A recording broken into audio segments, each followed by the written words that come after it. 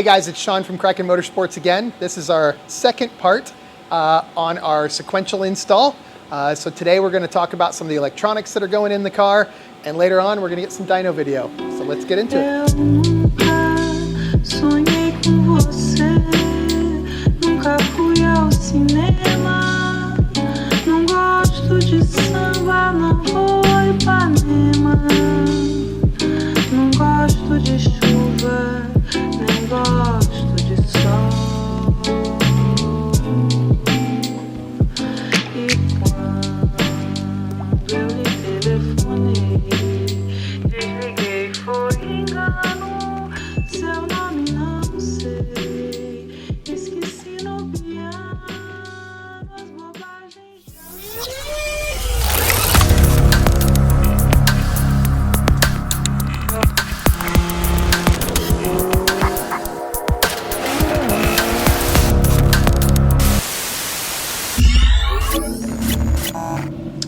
All right guys, so a couple of things. We've got the mechanical side of the sequential done. As you saw in our last video, we took the car for a drive. We were able to make a couple of small pulls and make sure that the sequential worked and everything shifted good.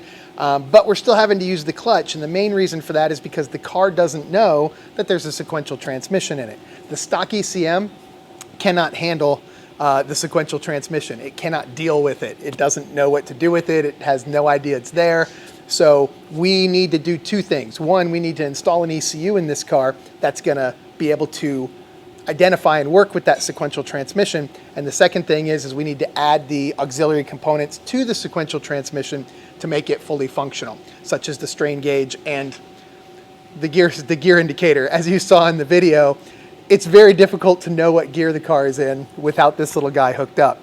The car has a reverse indicator, thank God, which makes it a little easier to figure out.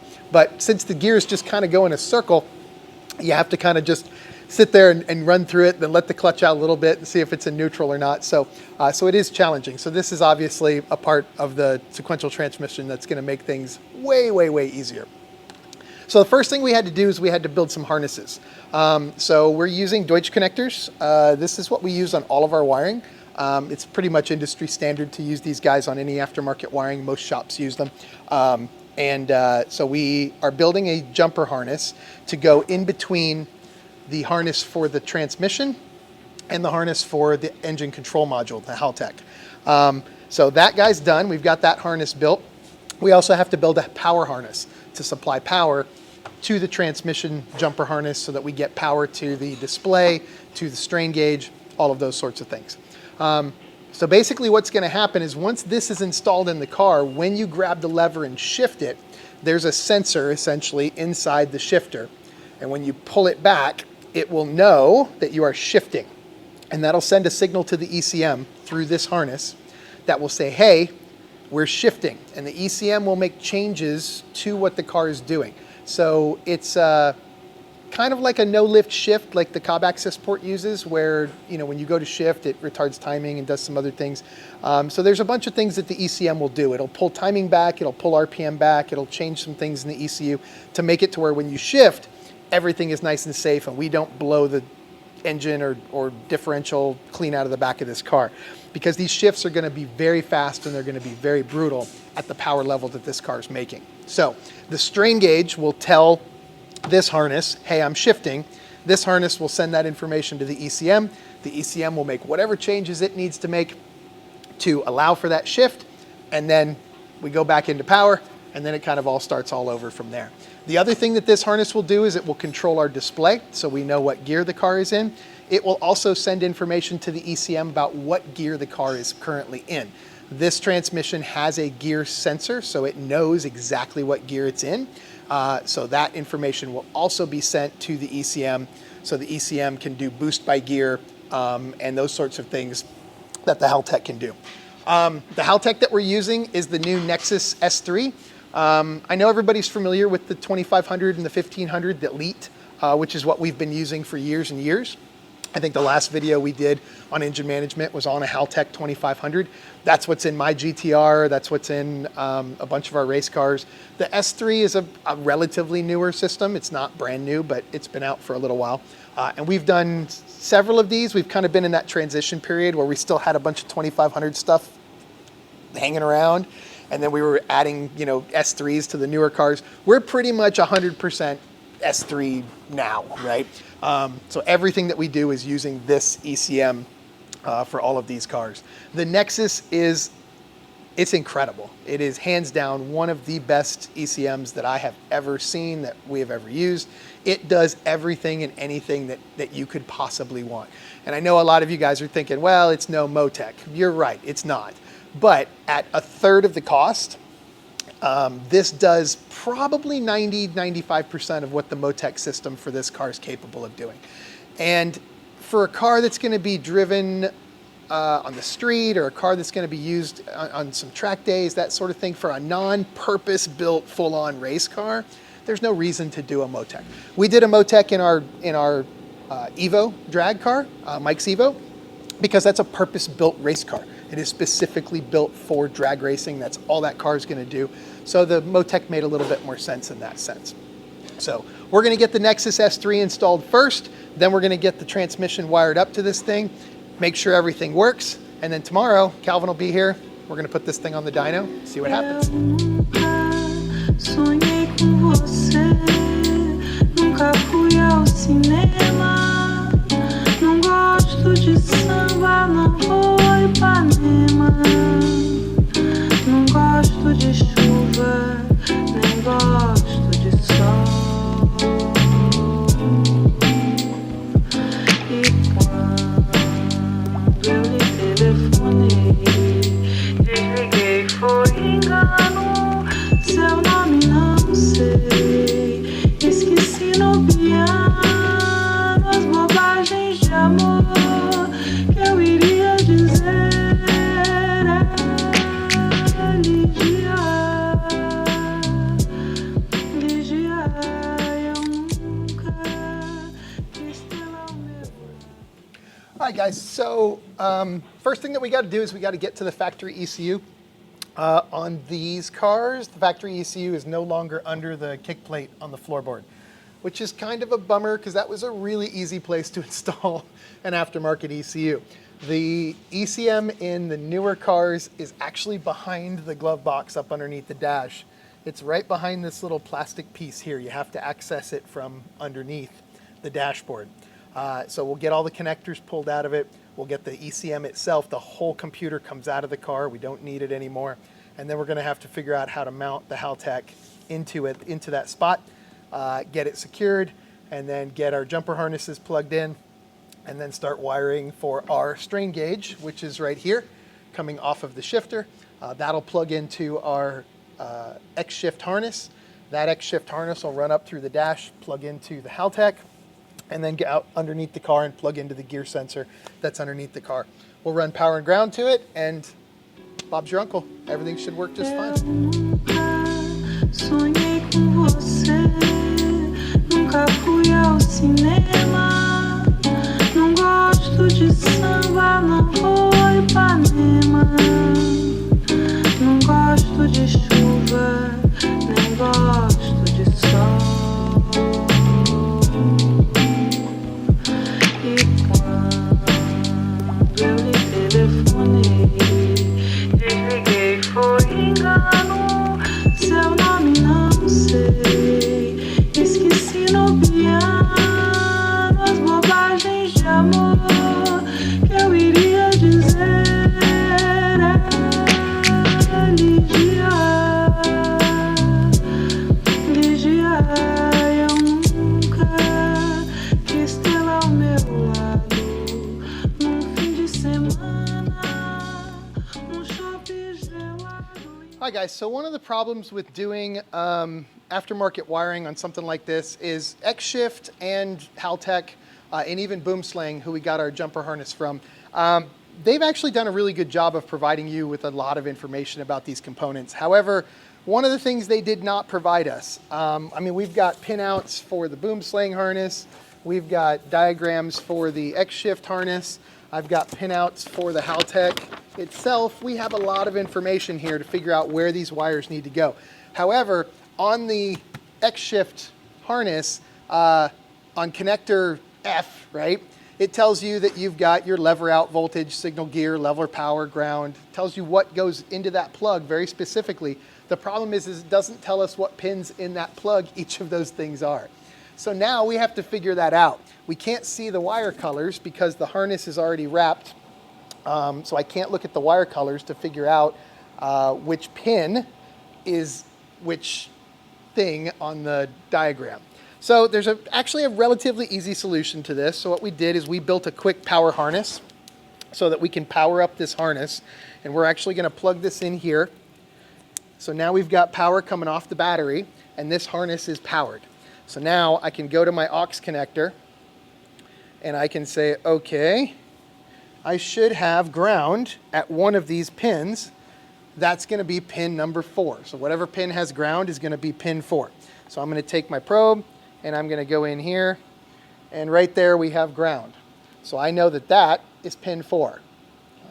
But I still don't know what the other 3 are, but I need a sequence. So if I switch this over, now I'm going to look for power, which is pin 3, which is right there.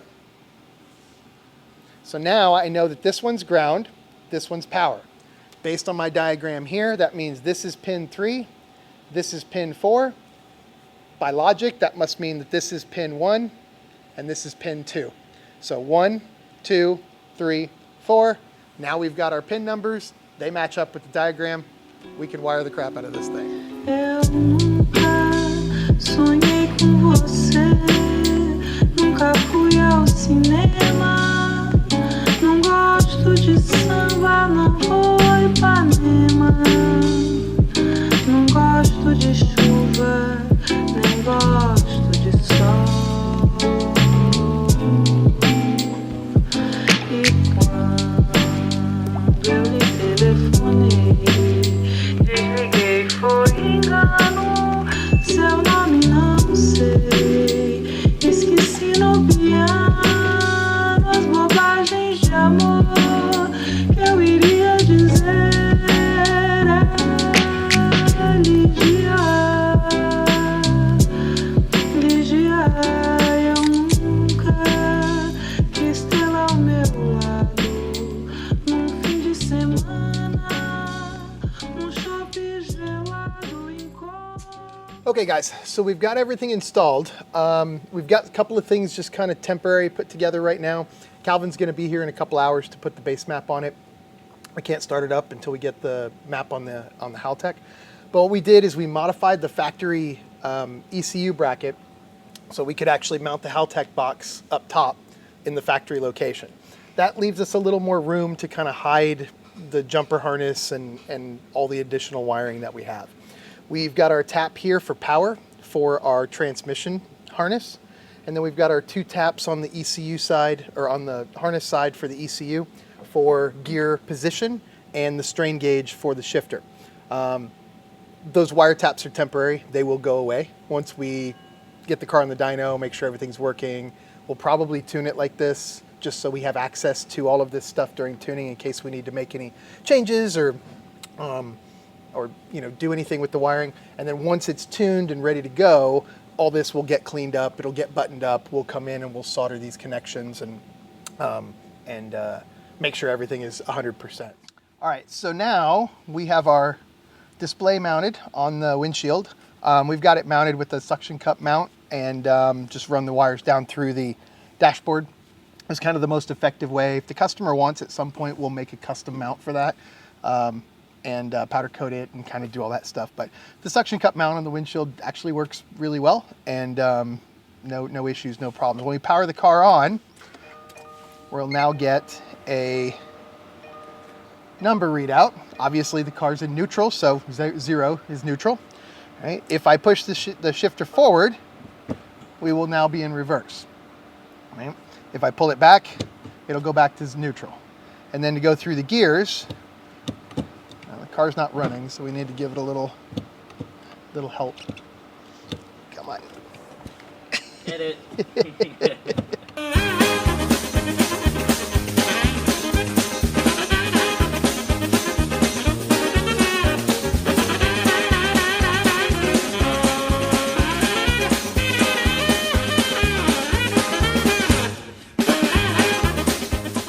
obviously the car's not running. So nothing inside is spinning with no synchros, right? No way to kind of mesh everything together. Sometimes it doesn't want to kind of cooperate. So not really the way it's meant to be shifted, just sitting here, not moving, but everything's working. We've got all our lights on our dash. We've got the gear selector. It's obviously working in terms of picking up the right gears. The car doesn't fire up right now again because we have no base map on it. So once Calvin gets here, we will get the base map on the car, get it fired up, and then we'll test all of this again, make sure everything is still working, make sure we've got all the signals going to the ECM that we need, and then get this thing on the dyno and make some magic happen. So we'll see you then. Sonhei com você, nunca fui ao cinema. Não gosto de samba, não vou a Ipanema. Não gosto de chuva,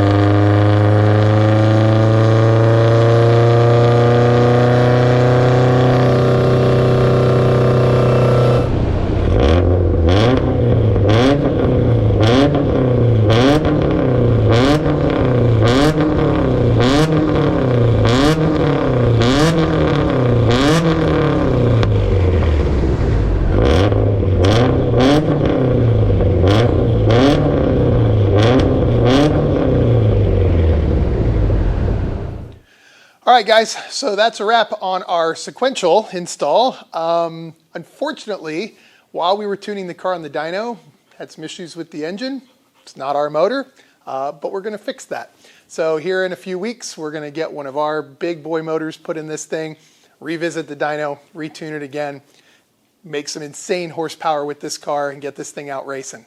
Till then, peace.